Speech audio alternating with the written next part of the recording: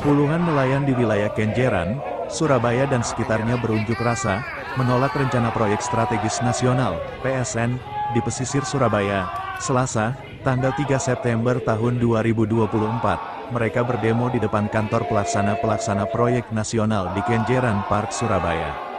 Spanduk bertuliskan penolakan reklamasi dibentangkan para nelayan. Proyek itu berupa rencana pengembangan kawasan pesisir terpadu Surabaya Waterfront Land, SWL. Akan ada mega proyek SWL yang konon akan menjadikan Surabaya Timur ini menjadi Singapuranya Indonesia. Akan ada 4 wilayah pesisir Surabaya mulai Sukolilo, Mulyorejo, Bulak, dan Rungkut yang akan direklamasi. Saat ini tengah dalam tahap awal dengan sosialisasi dan mengetahui analisis mengenai dampak lingkungan atau AMDAL, namun para nelayan mulai menolak rencana besar tersebut. Setelah sebelumnya menggelar aksi di sejumlah tempat, kini aksi demo digelar di kantor manajemen PT Granting Jaya yang berlokasi di Kenjeran Park, Surabaya, di pesisir Kenjeran.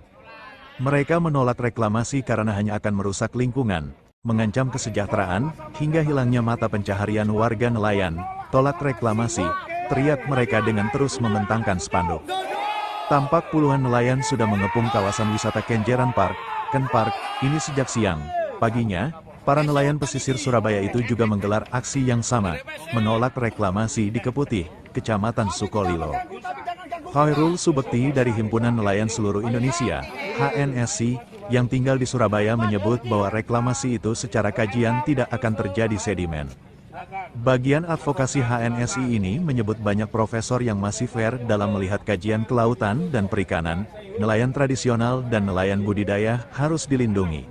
Kalau reklamasi, banjir akan makin terjadi di Surabaya.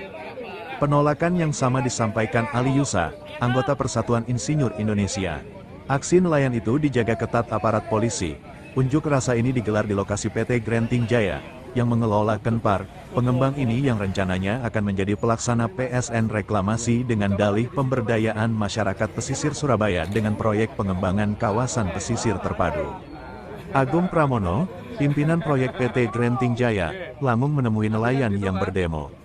Pihaknya meminta semua dibicarakan baik-baik dengan mengedepankan diskusi. Dia mengakui bahwa menjadi pekerjaan rumah pihaknya untuk memikirkan kesejahteraan nelayan hingga reklamasi tidak menjadikan sedimen di laut. Saat ini pihaknya tengah berproses untuk pengajuan izin. Informasi yang dihimpun, PSN dengan reklamasi di Surabaya itu adalah proyek reklamasi besar-besaran di pesisir Surabaya. Dengan reklamasi pantai Surabaya ini akan mengubah wajah pantai Surabaya menjadi kekuatan maritim baru. Tidak hanya sebagai destinasi dengan hotel, hiburan, dan wisata, tapi juga sentra ekonomi maritim dan perikanan. Proyek PSN ini akan menjadikan laut menjadi daratan dengan luasan 1084 hektar. Akan ada reklamasi sepanjang kurang lebih 10 km dari pantai Surabaya. Misinya akan menyaingi Singapura. Dalam waktu sekitar 20 tahun, wajah pesisir Surabaya akan menjadi waterfront megah berkelas dunia. Reklamasi sendiri akan memakan waktu sekitar 6 tahun hingga mencapai pematangan lahan sekitar 15 tahun.